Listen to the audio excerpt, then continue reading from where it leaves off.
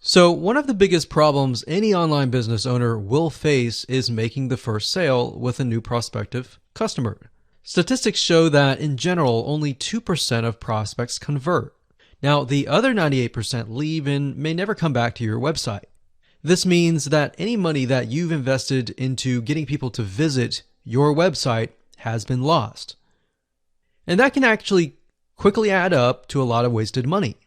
Now, if we take a closer look at these statistics, the big question becomes, why do online shoppers leave without paying or taking some sort of action? Now, although there are maybe hundreds of reasons why a potential customer may not take action or make a purchase, these 5 are some of the most common. Number 1, they are presented with unexpected costs or they can't afford it. Number 2, they thought the price was just too expensive. Number 3, they found a better price elsewhere. Or number 4, they decided against buying.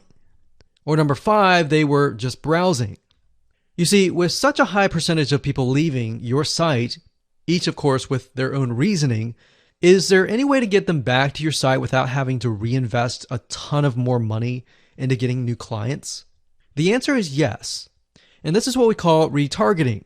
Facebook retargeting marketing is gaining more and more popularity with website owners.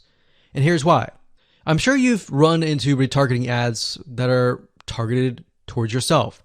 And let me explain how they work. Imagine if you go to google.com and you type in a specific item that you're looking to buy, say barbecue grills.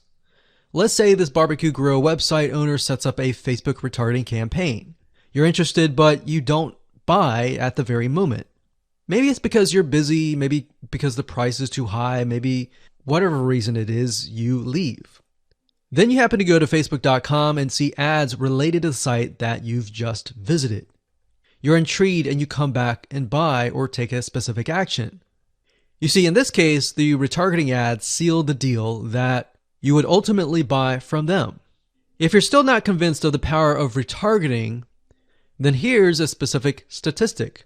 You see, according to ComScore study, retargeting ads led to about 1,046 increase in branded search and about 726 lift in site visitation after about 4 weeks of retargeted ad exposure.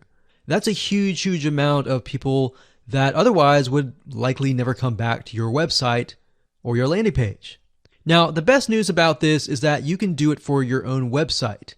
So I'd like to introduce you to a 9-part video course that shows you how to do this step by step. So in other words, while 2% of your prospects may convert after viewing the website initially, the other 98% who may leave may never come back. So this video course is all about how to professionally use Facebook retargeting marketing to bring back about 98% and convert window shoppers into buyers. So I'm going to show you how to properly set this up and use the power of retargeting on the facebook.com platform. Now, here's a quick overview of what's inside this video course. Video number 1 is the introduction. We'll give you a quick overview of the course. We'll talk about how to get in the right mindset so that you start off strong. And then we talk about what tools and what things you'll need to have in hand to get started. Video number 2 is a visual mind map of the Facebook retargeting process. Before we jump in and show you how to set things up step by step, it's really good to get a bird's eye view or a general view of everything at once. So this is what this video covers. Video number 3 will talk about the visual mind map of real life scenarios. By giving you some real life scenarios or real life examples, what this does is it enables your mind to start moving, start jogging with ideas so that you can pick and choose which one you want to go with and that you begin to understand the whole process of Facebook retargeting. Number 4, we'll talk about the Facebook pixel, what it is, why it's important, and how you can use it. Video number 5, we'll talk about adding the pixel to your website, whether you're using WordPress or ClickFunnels, Lead Pages, or any other landing page builder. Video number 6, we'll talk about pixel variables and settings, otherwise known as standard events. Video number 7, we'll talk about custom audiences, and of course how to create custom audiences in video number 8. And of course, last but not least, video number 9, we'll talk about retargeting campaign setup. So we're going to take everything that you've learned up until this point and set up a campaign to show you how to implement and embed the custom audiences within that retargeting campaign. So if you're interested in how to create your own highly successful Facebook retargeting campaign, with that said, everything you need to know is right here inside this video course. Hello and welcome back. This is video number 2. And in this specific video, we're going to show you a bird's eye view of how Facebook retargeting works. So you may have a general idea of how Facebook retargeting works, but my goal here is to kind of give you a visual mind map of how all the pieces connect together. Because if I jump in and start showing you to do this, to do that, and I don't explain what things are and why things are important, I know that you will get confused, and I don't want to overwhelm you, so that's the goal here. So let's dive in.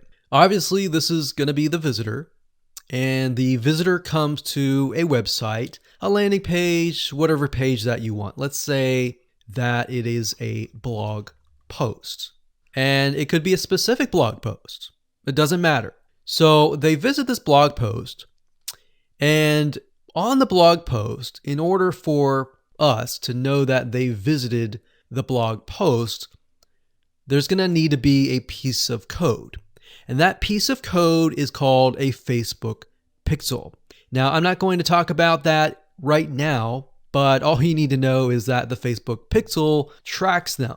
I'm going to talk briefly about the Facebook pixel later on because it can get kind of technical.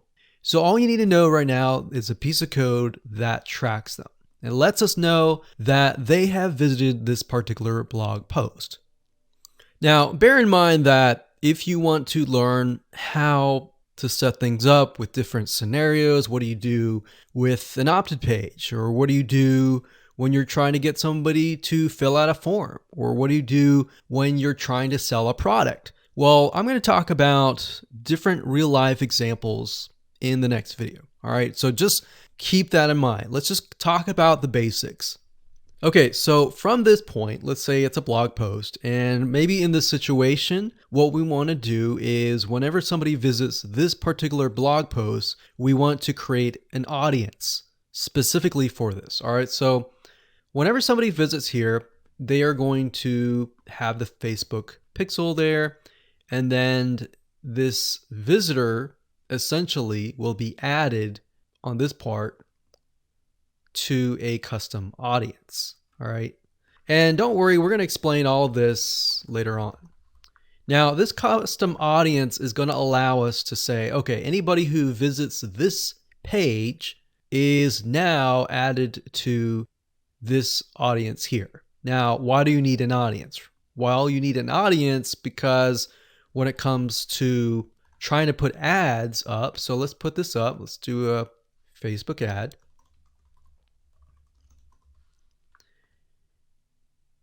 We have to find a way to show this ad to this audience. So obviously from the custom audience here in the Facebook ad here, directionally, we are going to show the Facebook ad to anyone who visited this blog post.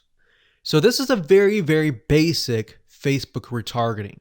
So let me repeat this. Let's do a recap. A visitor comes to the blog post, and this piece of code is just happens to be on this blog post, which will allow us to know, okay, this person visited it and they're segmented into this audience, and therefore we then show them Facebook ads on Facebook to this custom audience. So that is a very, very basic scenario. Now, it can get a little bit more tedious if you add more things like email opt-ins or everything else like that. But I just want to start with the basics. We'll talk about more about real life examples in the next video. Now, what you will need to learn is the Facebook pixel, how to use it, how to set up different things like triggers, different ways to work with variables.